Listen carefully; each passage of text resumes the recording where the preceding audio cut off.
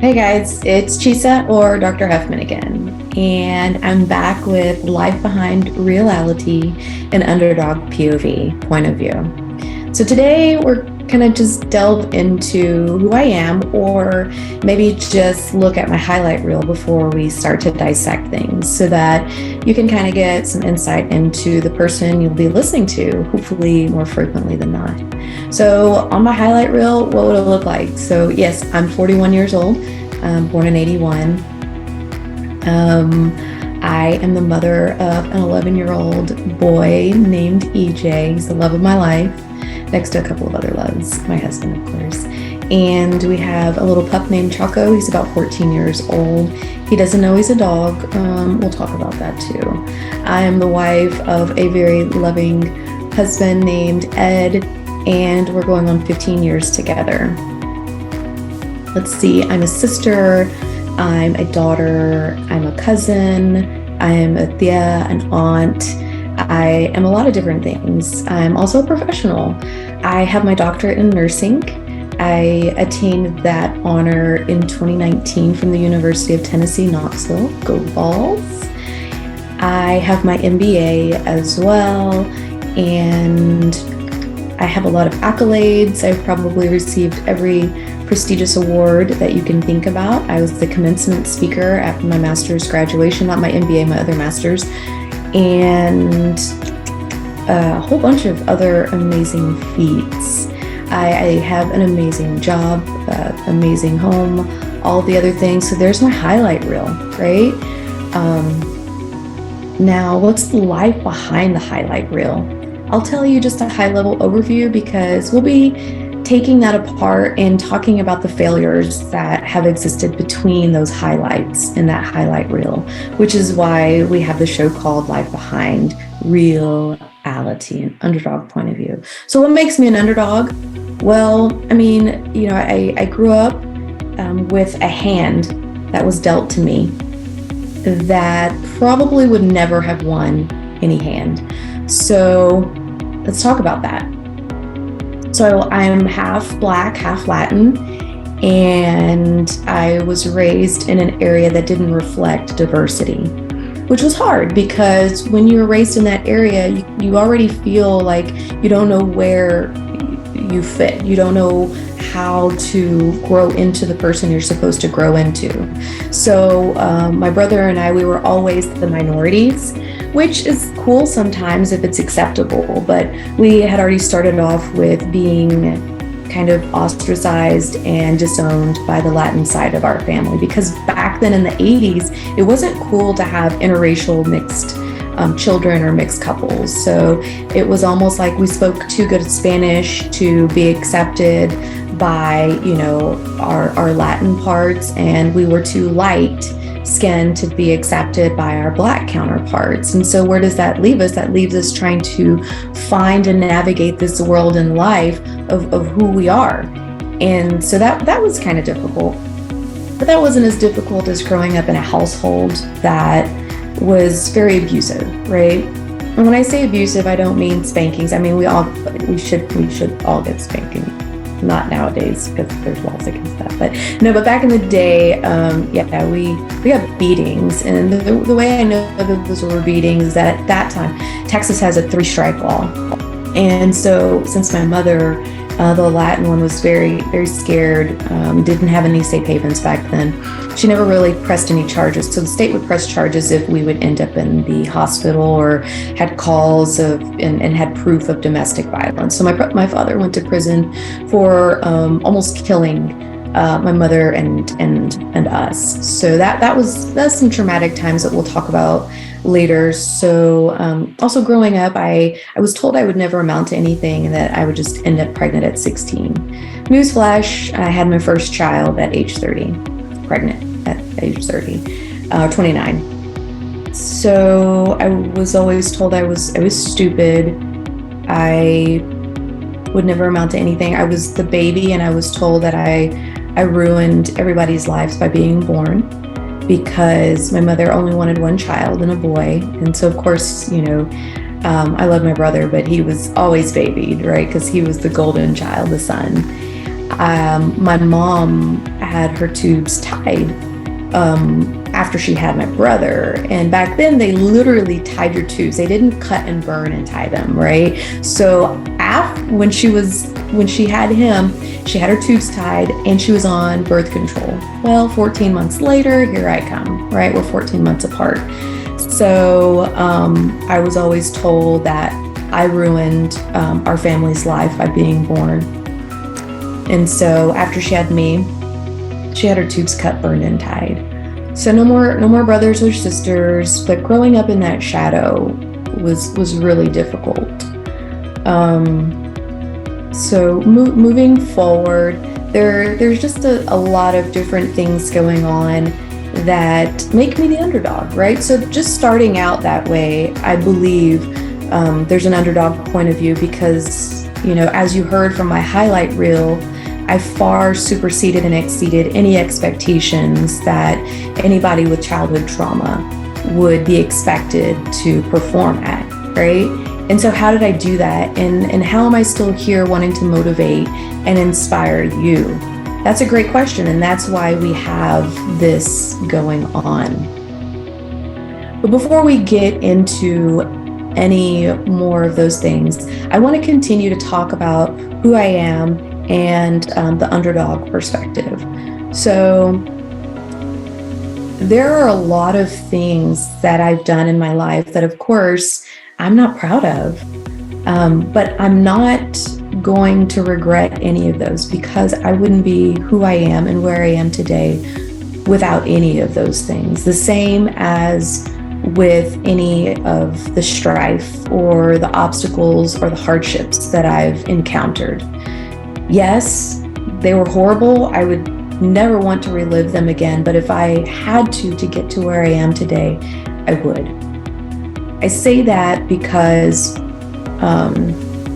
most people think that when you have problems or hardships, then the time to come back to comfort is that time. It's like you've stepped out of your comfort zone, and that's why you're exhibiting this feeling. You've loved after you've been, broken. You've gone out for that job after you lost, your other job and you didn't make it.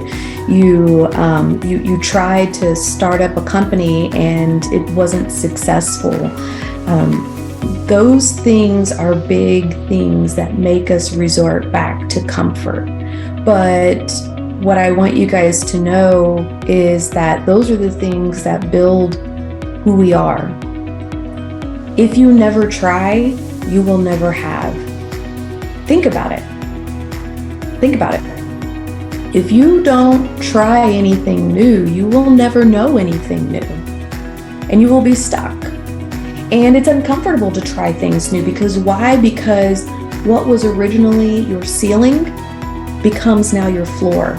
Meaning that you're starting from scratch and zero with something new. And that's scary to most people. So that's why we go back to our comfort zone and allow our floor to never get to that floor point where we're at zero again. That's something big that I'm probably going to have to unpack. I agree. But this is just supposed to be kind of an introduction to who I am. I'm me being an underdog and kind of my perspective of life to help you guys get through.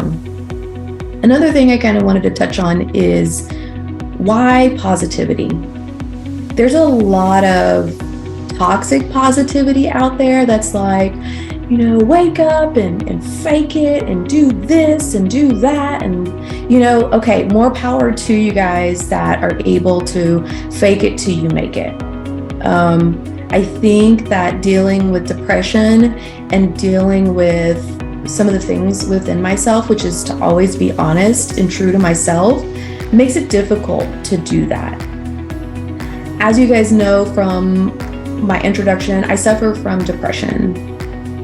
And when I mean that, I've been diagnosed, I take medication for it, and it's difficult. I want to address quickly depression because a lot of people, because they're unable to really touch it or see it or have a specific I guess you would say, test for it, think that it doesn't exist. And I'm here to let you guys know that depression is as real as having blood pressure problems or diabetes or having, something physical, some physical ailment.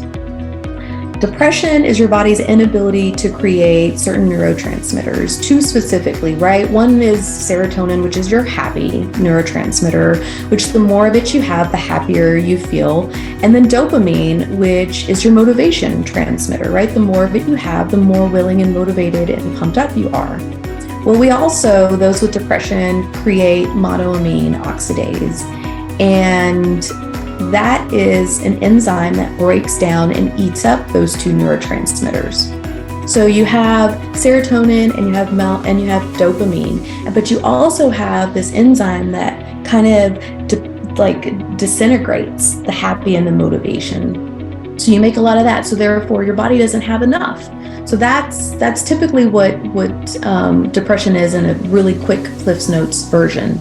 So I've suffered from it probably all my whole life, but I didn't really get tested for it and get any treatment for it until about 2016, when I lost somebody really, really close to me. But one thing I want to let you guys know is I'm always going to start off these videos or this video cast with my level. So my husband and I have this thing where we do check-ins every day, and sometimes it's not every day, but when I'm going through some things or when he's going through some things, it's a little bit more frequent, just so we can get the pulse on each other and stay connected. So as anybody knows that has ever been in a hospital or knows anybody that's in the medical field, we always like to rate things from like 0 to 10, right? 0 to 10 is my depression scale with my husband. And 0 meaning I'm perfect and everything is 100%, and 10 being like, this is the worst day of my life. So over the past few months, I've been suffering from probably the biggest bouts of depression I've ever experienced. And I was at a 7.5 for a while, which is pretty high. My baseline is a 3. That's my baseline. So I'm always battling with some type of depression. It's almost like 50 first dates. I wake up and I have to remind myself this, I have lung air in my lungs. I have oxygen. I have a roof over my head, and just have to level set with, things on a daily basis. So 7.5 it was pretty rough for a long time. And I would say today, as I'm filming this and starting off, I'm probably at like a 4.7. So I'm not at my baseline. I'm a little bit higher than normal, and it's rough. I'm not gonna lie. But one thing that I do when I feel down and when I know that depression is amping up is I push against it. I do the things that make me happy, which is this. I do the things that I know that I find joy in. Why? For one, because it makes me feel that if I can help somebody else that's going through these things, it makes me feel good. And it also starts to help me release those endorphins that I'm actually low in. So that's me, that's depression, that's where I come from. I also have faith. And please don't stop watching this if you don't believe. That's absolutely fine. I want everybody to know that different people have different things that help them get through things. And mine is my faith, and my faith in a higher being in existence, and that this is all meant for a reason. And just remember that, you being here, your ratio of being here is 1 in 400 trillion. So anybody that has ever been born, that ratio of being born, of the whole pathophysiological, I guess you'd say, cycle of creating a child and you being here is 1 in 400 trillion. That's astronomical if you really think about that. And that's why I'm here. Because not only was it 1 in 400 trillion that I'm here, but like I said, my mother's tubes were tied. She was on birth control. And the likelihood of somebody surviving childhood traumas and traumas throughout their life of being at this level is probably substantially significant. And what I want to do is tell my truth with the hopes that it helps you. You, the one that's sitting at home, that wants to do these things, that are scared that people are going to judge them, that feel worthless, that don't feel smart enough, that are scared that you may not make it, you may fail, all of these things. That's why I'm doing this for you. So I hope that this little brief introduction helps you want to learn more, to help you, and hope that my failures equate to your successes, because without failures, there's no success. And remember, our journey is probably one of the greatest teachers ever, because why? You can't learn typically when you're going through something, but looking back, you know that saying, hindsight is 2020? Yeah, that's where we learn. We learn when we reflect, when we look back. Don't stay back there, that's behind you, but you still need to learn from it so that you'll repeat what happened.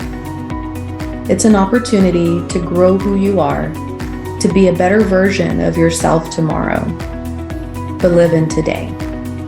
So, once again, as I close, if somebody hasn't told you this today, you belong here, you're doing great, and I believe in you. Until next time.